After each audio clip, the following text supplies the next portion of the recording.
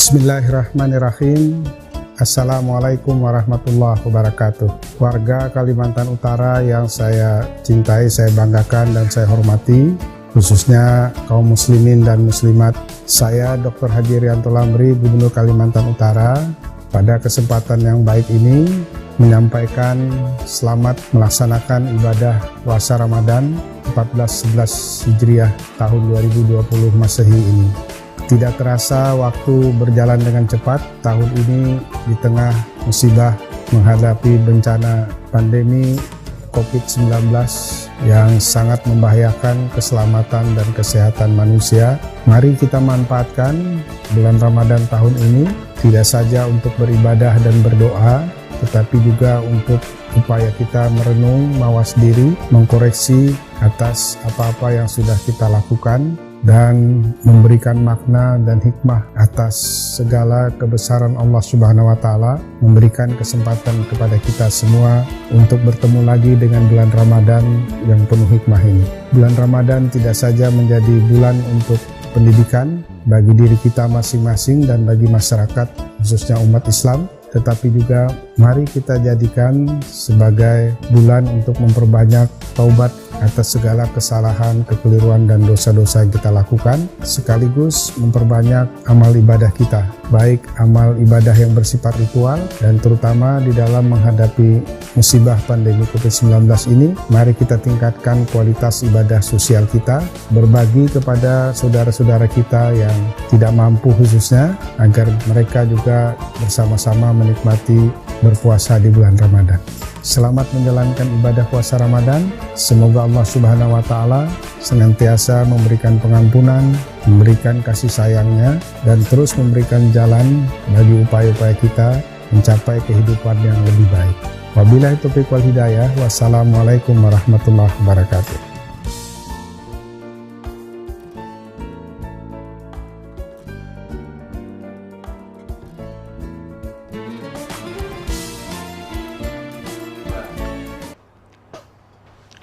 Bismillahirrahmanirrahim. Assalamualaikum warahmatullahi wabarakatuh. Waalaikumsalam warahmatullahi. Alhamdulillah wa syukrulillah wa salatu ala nabiyillah ma ba'du. Masyarakat Kalimantan Utara, kembali lagi bersama kita dalam agenda program tausiah bersama Nahdlatul Ulama dan Muhammadiyah.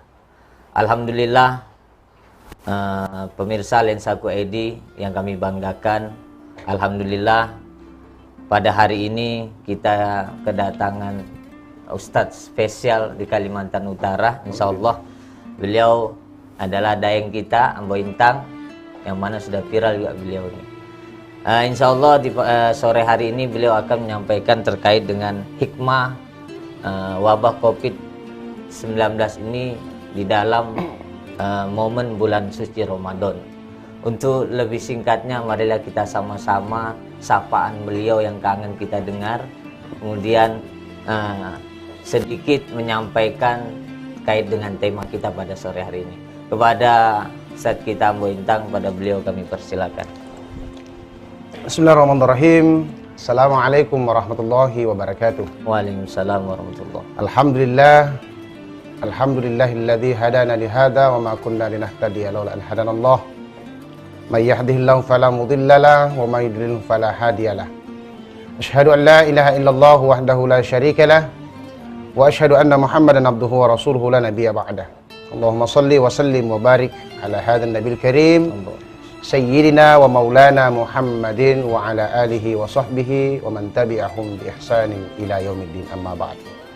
Bersyukur kita kepada Allah Subhanahu wa Ta'ala dengan ucapan alhamdulillahirabbil alamin, tentunya dengan mengikut sertakan aplikasi kesyukuran kita dalam berbagai sendi kehidupan kita, baik dalam perkataan maupun perbuatan kita, khususnya di dalam bulan suci Ramadan ini. Teririm salam dan salawat kita kepada junjungan baginda Rasulullah Muhammad sallallahu alaihi wasallam. Tentunya Nabi Rasulullah sallallahu alaihi wasallam sebagai panutan kita yang telah mengajarkan kepada kita konsep keagamaan, keyakinan, dalam hal ini ad-dinul Islam wal iman. Para pemirsa jamaah sekalian dimanapun berada, pada kesempatan berbahagia ini sedikit kita akan berbicara tentang beberapa hikmah di balik COVID-19 ini. Saya akan mencoba mengutarakan salah satu firman Allah Subhanahu wa taala di dalam surah Al-Baqarah. Ayat ini, Al-Qur'an ini jauh sebelum kita ada sudah ada. Bahkan segala sesuatu yang sementara terjadi ini, yang sudah terjadi bahkan bakalan terjadi, itu sudah ada Allah berikan signal ataupun penegasan, bahkan ada yang secara gamblang sudah disampaikan di dalam Al-Quran. Kemudian secara detailnya, terperincinya juga disampaikan oleh Rasulullah SAW. Allah.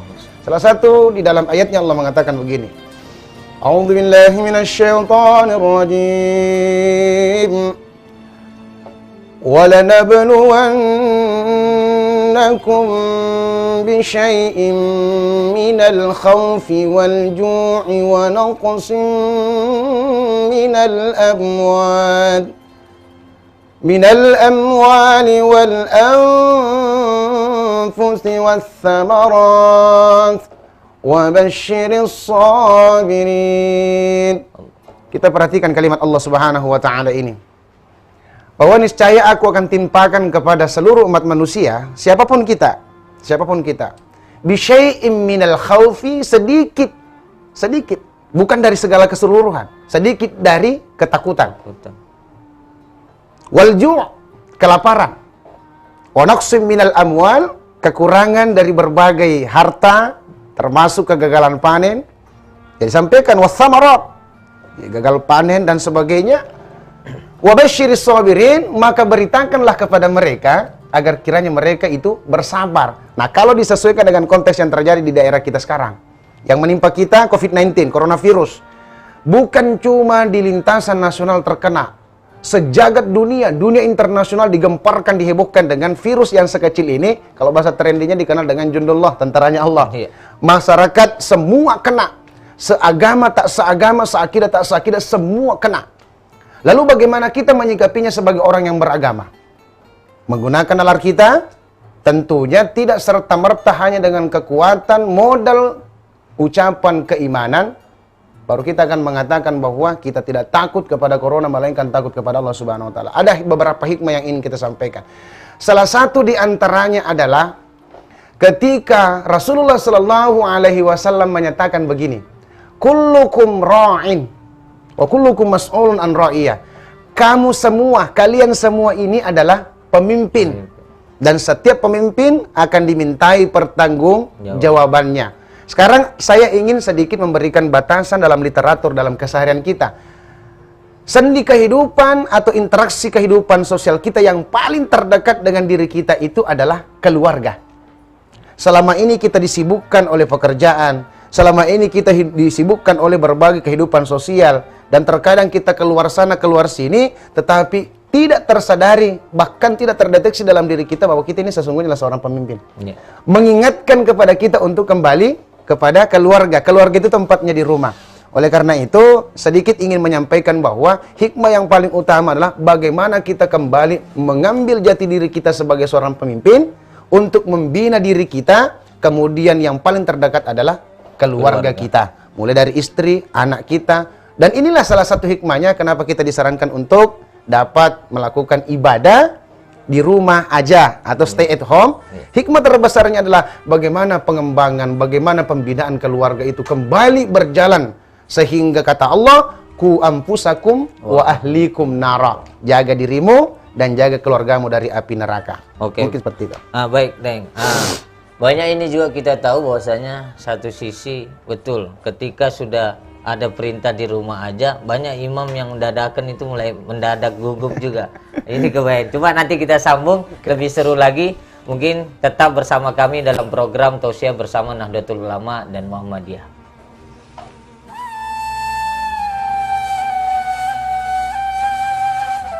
Bismillahirrahmanirrahim.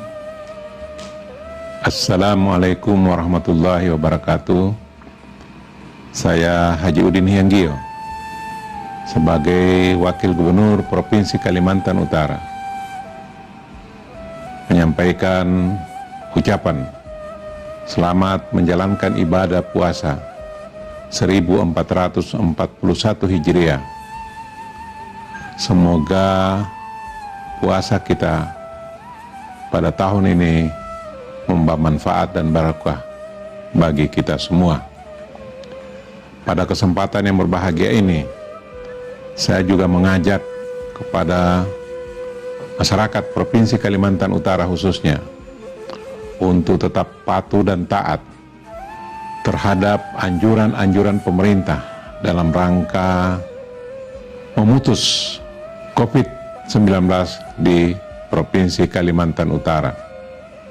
Semoga dengan kerjasama dan kebersamaan kita, COVID-19 dapat teratasi di Kalimantan Utara. Terima kasih. Assalamualaikum warahmatullahi wabarakatuh.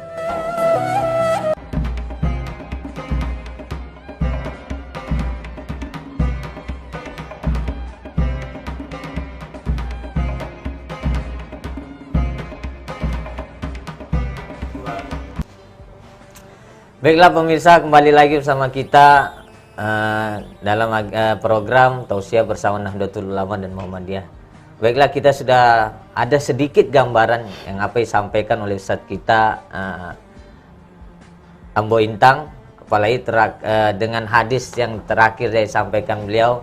Bukan berarti ini terakhir, enggak. Maksudnya apa yang disampaikan beliau saya kutip, kullukum ra'in wa kullukum mas'ulun an ra'iyatihi. Jadi ini memang juga sebagai ladang besar atau peluang kita di dalam hikmah COVID-19 ini, di mana kita diuji untuk berperan selaku sebagaimana imam mestinya. Nah, mungkin untuk lebih lagi materi ini asik kita simak, kita lanjutkan aja kepada Ustadz Ambo Intang, kami persilakan. Alhamdulillah. Jadi sebelum kita masuk ke situ, saya ingin mengetengahkan sedikit kepada para pemirsa sekalian dimanapun berada, bahwa dari berbagai riwayat, dari berbagai referensi yang saya baca, ada hadis yang paling populer kita dengarkan terkini ketika Rasulullah SAW menyatakan bahwa idza sami'tum at-ta'un, idza sami'tum at-ta'una bi ardin, ketika engkau mendengarkan yang namanya wabah. Wabah itu antara ta'un dengan wabah kurang lebih hampir mirip, cuma ta'un ini adalah penyakit mematikan dan menular seperti yang terjadi di negara kita. Dikatakan dalam hadis itu, fala tadkhuluha, jangan engkau masuk daerah yang engkau dengarkan bahwa ada wabah terjadi di situ.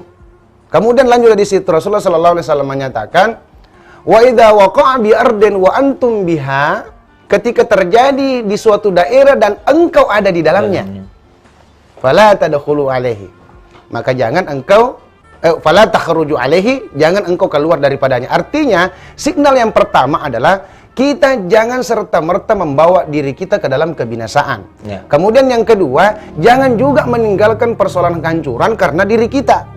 Artinya kita ini pengen seperti yang dikatakan Rasulullah SAW, khairun nasi anfa'uhu linnas, sebaik-baik manusia adalah yang menebarkan manfaat kepada manusia yang lain. Minimal yang saya katakan tadi terjadi di dalam keluarga kita. Nah, kalau ini yang kita ajarkan dalam keluarga kita, insya Allah sama-sama orang menjaga dirinya, sama-sama orang mengaplikasikan dirinya dalam kebaikan. Minimal suami, istri, keluarga, kita saling menjaga. Lantas lalu bagaimana hubungan kita kepada persoalan ibadah dengan konteks COVID-19 ini? Ramadan yang kita lakukan kan tidak seperti dengan Ramadan yang kemarin. Berbeda dengan tahun ini, dulunya kita masih bisa Jumatan berjamaah, kita masih bisa tarawihan berjamaah, witir berjamaah, bahkan sampai larut malam kita masih mengadakan pengajian tadarus berjamaah. Kali ini berbeda nuansanya. Tetapi ingat, bukanlah menjadi alasan COVID-19 ini mengurangi kuantitas dan kualitas ibadah kita kepada Allah Subhanahu wa taala. Saya katakan kembali, bukan harus menjadi alasan COVID-19 ini menjadikan alasan kita untuk bermalas-malasan menggapai ridha Allah Subhanahu wa taala. Kenapa? Dikatakan dalam hadis begini, saudaraku. Faja'alahullahu rahmatan lil mu'minin. Kalimat ini adalah pertengahan, di awalnya sudah diawali dengan kalimat wabah, bahwasanya Rasulullah SAW mengatakan Allah niscaya akan menjadikan kepada orang-orang yang beriman dengan wabah tadi ini sebagai rahmat. Rahmat itu bangkit dari ujian kemudian untuk menggapai kemenangan yang hakiki. Sekarang kita berada di bulan suci Ramadan. Mungkinkah kita akan melewatkan ganjaran pahala yang begitu besar dalam bulan suci Ramadan ini sementara kita akan bermalas-malasan? Jadikan ibadah Ramadan kita semakin meningkat. Bacakan Al-Quran yang meningkat. Faidah sholat kita senantiasa lakukan. Bacaan-bacaan zikir kita, wirid kita senantiasa kembangkan. Yang intinya adalah jadikan rumahmu sebagai masjidmu di masa sekarang. Mudah-mudahan seperti itu, saudara. Berarti baiti masjidi nih. Berarti pepatahnya. Kan ada baiti jannati. Ya? Alhamdulillah. Baik, Ustaz Ambo Intan ini luar biasa. Mungkin kalau ada pemirsa atau masyarakat Kalimantan Utara yang ingin bertanya, silakan di komen kita karena kita live. Dia gini, Ustaz Ambo Intan, terkait dengan wabah ini betul. Yang mana ini bukan jadi penghalang kita dalam meningkatkan kualitas ibadah khususnya. Walaupun satu sisi tadarus jamaah berkurang. Padahal tidak berkurang, yang mana mungkin kita hikmahnya adalah yang mana kita disuruh bertadarus berjamaah dengan keluarga. Satu sisi lain tarawih berkurang jamaah, tapi itu semua larinya untuk keluarga. Nah, di situ juga kan kadang bagaimana seorang pemimpin atau kita yang laki-laki nih khususnya kan harga diri masalahnya, banyak makmum. Karena imam yang baik kan yang banyak makmumnya tuh Ustaz. Yang baik. Nah, itu ya Ustaz. Mungkin saya ada berbagi tips, mungkin lebih jawabannya begini. Bukan sebenarnya kita istirahat dari amanah yang diberikan umat kepada kita. Bahkan ingin saya mengutip salah satu hadis Rasulullah SAW. Ini bisa kita ambil pelajaran baik sementara kita sholat maupun dengan menyikapi COVID-19. Kalimatnya seperti ini. Idza shalla ahadukum bin nas falyukhaffif. Apabila engkau menjadi imam mengimami jamaah, falyukhaffif, maka ringankanlah bacaan sholatmu. Fa inna fihi mudha'ifa. Karena di dalamnya itu bisa saja ada orang yang lemah, sakit, wal kabira, orang tua, wazal haja, dan orang-orang yang mempunyai kebutuhan mendesak. Wa idza shallahadukum binnas, makanya ketika engkau salat dengan dirimu sendirimu, falyutawil, silakan panjangkan. Nah, lalu apa yang akan menjadi bagian kesimpul daripada kejadian menimpa kita sekarang? Saya katakan begini, ketika kita di rumah, apa sih yang menghalangi kita untuk senantiasa menjadi imam yang baik? Kita mengulangi bacaan kita memperpanjang bacaan sholat kita semakin sadar bahwa pahala membaca Al-Quran itu lebih banyak. Kepada keluarga pun kita saling bisa mengajarkan kebaikan. Yang jelas, saya ingin sedikit juga mungkin menjadi himbauan kepada diri saya maupun kepada seluruh kita. Siapapun kita, insya Allah Indonesia, negara kita, tidak akan pernah kekurangan orang yang alim, pintar. Amin, amin. Tidak akan pernah. Yang kita khawatirkan kekurangan orang benar. Pintar, tapi nggak benar. Yang jelas bahwa kita menjadi orang-orang yang senantiasa mendengarkan kata Rasulullah SAW ketika Rasul mengatakan, taraktu fikum amrayni, aku tinggalkan kalian dua perkara. Lan tadillu abada, kamu tidak akan pernah sesat dimanapun kalian berada. In tamassaktum bihima, kalau kalian berpegang teguh kepada keduanya. Kitab Allah wa sunnat Rasulihi. Kitabnya Allah dan sunnah-sunnah Rasulullah SAW. Silakan. Ya Allah, Masya Allah. Luar biasa Ustaz kita Ambo Intan. Jadi memang yang paling penting adalah itu yang kita lupakan selaku umat Muslim khususnya Ustaz ya. Bahwasanya ada pedoman kita yang kita lupa. Bahwasanya kita lebih gemar membaca status di Facebook, di WA daripada membaca kitab kita yang ada di lemari atau di rak-rak yang tersusun rapi. Baiklah pemirsa, untuk segmen kedua, kita lanjut lagi di segmen 3. Kalau ada pertanyaan kami persilakan. Jangan kemana-mana, tetap bersama kami dalam program Tausiah bersama Nahdlatul Ulama dan Muhammadiyah.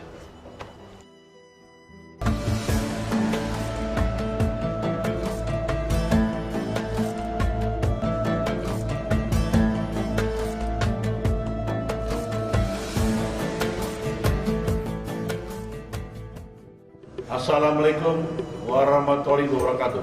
Marhaban ya Ramadan. Saya Kapolda Katara beserta staf dan jajaran mengucapkan selamat menunaikan ibadah puasa di Ramadan 1441 Hijriah. Saatnya kita lebih mendekatkan diri kepada Allah SWT. Semoga kita senantiasa diberi keberkahan dan terhindar dari wabah COVID-19. Mohon maaf lahir dan batin. Wassalamualaikum warahmatullahi wabarakatuh.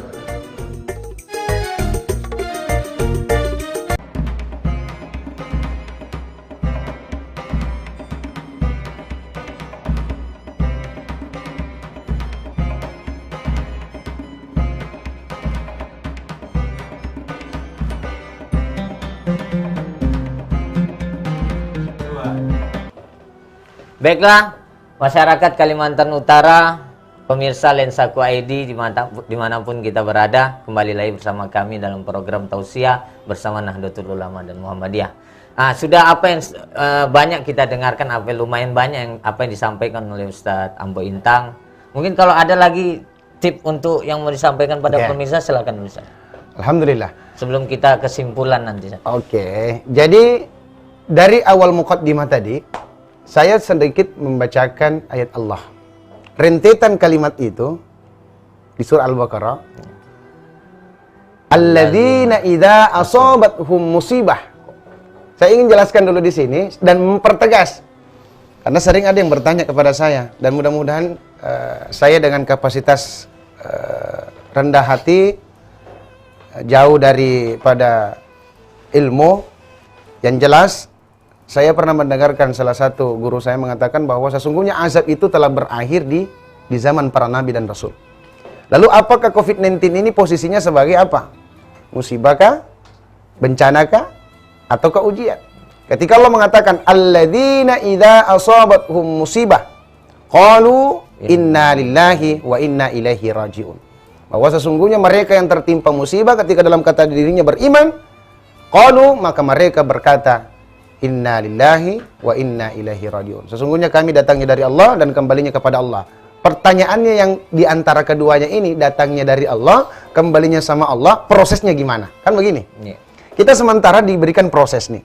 Sementara kita diberikan prahara dan kemelut. Sementara kita diberikan ujian dan musibah oleh Allah Subhanahu wa taala. Di kalimat yang sama, di ayat yang berdempetan kembali, ketika Allah mengatakan ya ayyuhalladzina amanu sta'inu bis-sabri was-shalah. Kuncinya dua. Kamu sabar, kamu sholat. Kamu sholat, kamu sabar. Menghadapi masalah kesulitan di zaman sekarang, ketika sudah mulai terpapar, ekonomi sudah mulai melemah, ketika social distancing dan physical distancing sudah mulai digelar, ketika semuanya serba dibatasi, bahkan ibadah pun kita menjadi dibatasi bukan karena dilarang, tetapi menyarankan untuk memutus mata rantai penyebaran virus COVID-19 ini, maka kuncinya adalah dua, ketika kita berada di rumah bersama keluarga. Anda sholat, Anda bersabar. Mudah-mudahan dengan sholat itu Allah berikan jalan, kemudian dengan bersabar Allah kembalikan rahmat Allah Subhanahu wa taala ke dalam diri kita. Amin. Satu sisi Ustaz, karena memang satu sisi bahwasanya menjaga kesehatan itu fardu ain, karena beribadah atau sholat khususnya adalah fardu kifayah. Nah ini juga kadang menjadi polemik di masyarakat. Tapi mudah-mudahan dengan sudah banyaknya penyampaian dari asatid kita, ulama-ulama kita, bahkan MUI, insya Allah masyarakat Kalimantan Utara khususnya paham. Baiklah Ustaz, ini Ustaz Ambo Intang, ada pertanyaan dari saudara kita Koko Grafnis. Ustadz, saya mau sholat di rumah, tapi tidak tahu bacanya. Apa solusinya? Nah ini, Ustadz, ini sekaligus langsung beri siraman yang agak dalam Ustadz pada saudara kita. Oke. Saya coba menjawab, karena ini berhubungan dengan masalah solusi dan tips. Mungkin kepada saudaraku Koko, mungkin ada keluarga yang paling terdekat yang berada di dalam rumah yang memang tahu bacaan Quran. Itu yang pertama. Artinya, sholat menjadi imam ataupun berjamaah kita, yang wajib berdiri di depan itu adalah afsahuhu wa alimahu, yang fasih bacaannya dan memahami. Nah, lalu bagaimana ketika kita sama sekali tidak ada keluarga? Nah, cuma ini saya tidak berani untuk melaksanakan karena bukan masalah tidak setuju atau gimana. Yang jelas kami belum melaksanakan, tetapi di dalam mazhab itu membolehkan. Boleh. Yaitu dengan menggunakan bacaan Quran dengan orang dengan cara membaca. Artinya meletakkan mazhab di sampingnya, kemudian tata cara juga dilakukan. Tetapi saya sarankan untuk solusi yang pertama, cari di internal keluarga kita, karena ini momen COVID-19 terbatas, cari di dalam keluarga kita istilahnya yang paling baik bacaannya. Terus solusi yang paling terakhir, kalaulah seumpamanya bacaan kita terbatas, bacaannya cuma Fatihah, bacaannya cuma Qul huwallah, saya tidak hafal bilangnya Al-Ikhlas Pak Ustadz. 4 sahabat kul lah minimal. 4 sahabat kul, betul. Kuliah, artinya cukup itu yang kita baca. Lantas ketika Anda tidak mampu membaca lagi ayat-ayat yang lain, cukup dengan Al-Fatihah, karena Al-Fatihah adalah rukun. La salata liman la yaqra bi Fatihil kitab. Maka tidak sah salatnya orang ketika dia tidak membaca Al-Fatihah. Jangan jadikan bacaan salat Anda menjadi alasan sehingga Anda tidak salat. Yang jelas Anda wajib salat. Oke, mungkin seperti itu saudaraku. Mungkin itu sudah jelas, Saudara Koko. Kedua, Saudara Rusdi. Ustadz, apa hukumnya jika kami tetap ngotot untuk mudik melalui jalur ilegal? Tolong, salam dari Taiwan kok nggak salah nih, Oke. Salam dari Tawau. Apuan. Oke. Pertanyaan yang sangat bagus sekali, tapi saya rasa ini efeknya sangat luar biasa. Minimal Anda bisa dipenjara nih. Yang jelas, apapun yang tidak resmi, tidak sah, tidak halal, itu nggak boleh. Lalu bagaimana hukumnya? Saya ingin mengantarkan sebuah ayat Allah Subhanahu wa taala, "Atiullaha wa atiur rasulah wa uli amri minkum." Ini adalah perintah Allah, ini adalah perintah Rasul, ini adalah perintah para pemimpin kita. Lantas bagaimana ketika perintah itu kita langgar? Artinya kita nyelenong gitu nah, lewat belakang apa bagaimana? Yang jelas Anda berdosa. Lalu bagaimana ke hukumnya? Hukum berdosa itu yang jelas Anda pasti mendapatkan ganjaran siksaan dari Allah Subhanahu wa taala. Jadi sebelum Anda lakukan, nggak usah dipikir, nggak usah dilakukan. Jangan dilakukan. Nggak usah dilakukan. Ditinggalkan. Karena saya tambahkan, yang pertama Anda melanggar dari sisi perintah, yang kedua ada kemungkinannya Anda yang menjadi pengantar penyebaran. Bagaimana ketika keluarga Anda terpapar karena diri Anda? Nah, itu yang mudah-mudahan kita himbau kepada seluruh masyarakat. Jangan kedepankan keegoan kita, tapi depankanlah kemanusiaan. Karena agama Islam, konsep Islam itu mengedepankan dan mengataskan yang namanya asas kemanusiaan. Mudah-mudahan berkah kepada kita sekalian. Balik Ustadz, ini ada lagi dari Isda. Ustadz, selain hikmah, apakah ada dampak buruk bagi agama dari COVID-19 ini? Saya sebelum dijawab Ustadz. Oke. Sebenarnya selain hikmah tuh banyak, Ustaz. Banyak. Selain hikmah, Fatimah, Hadijah banyak. Silakan Ustaz. Oke. Mungkin ada pertanyaannya ini dampak terburuknya terhadap orang-orang yang tertimpa COVID-19 dari sisi agama. Ingatlah saudaraku, kunci yang di sini cuma ada dua. Kita sadar atau kita malas. Orang yang malas beribadah kepada Allah Subhanahu wa taala dengan datangnya COVID-19 ini akan semakin jauh daripada Allah Subhanahu wa taala. Justru jadikan kemalasan kita, ketidaktahuan diri kita menjadi sadar. Jadi sadar, sabar, syukur kita kepada Allah Subhanahu wa taala.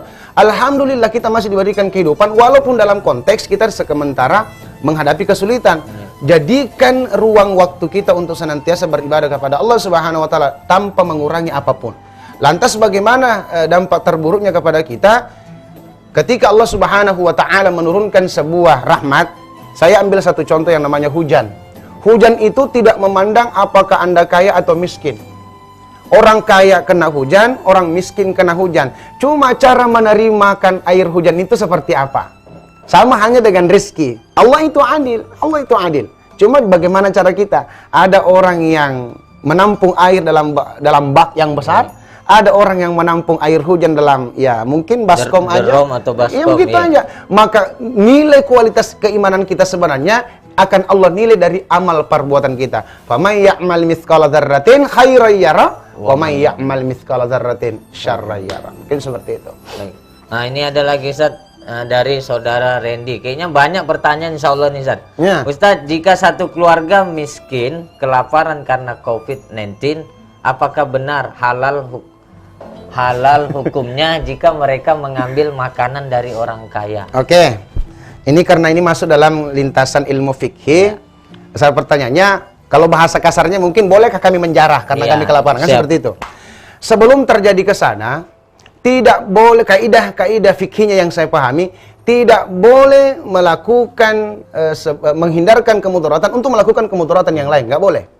Artinya posisinya tetap haram. Lantas bagaimana posisi kami ketika kami kelaparan? Inilah pentingnya kenapa kita uda'u ila sabili rabbika bil hikmah wal mau'izatil hasan. Harus menyerukan kebaikan. Sampaikan antara si kaya dengan si miskin dalam posisi sekarang, kamu orang kaya, tengok-tengok orang-orang yang ada di bawah garis kemiskinan. Kenapa? Mereka butuh uluran tangan Anda. Jangan sampai orang saudara-saudara kita berdosa, Karena kita. Karena kita. Lalu siapakah yang dimaksudkan di sini? Anda yang punya kelebihan harta, apakah Anda seorang pegawai, apakah Anda seorang pejabat, apakah yang intinya adalah Anda orang yang punya kelebihan kebutuhan, maka berbagilah kepada saudara-saudaramu untuk mengentaskan kesenjangan-kesenjangan yang kita tidak harapkan. Kenapa? Karena ketika kelaparan mewabah, ketika kekurangan sudah melintasi daripada daerah kita, maka tunggulah kekafiran itu akan semakin mendekat. Baik, Ustaz. Mungkin ini ada lagi, Ustaz, dari Ardi. Ustaz, orang tua saya sangat merindukan saya pulang, namun terhalang PSBB. Pembagian sembako besar-besaran gak bisa.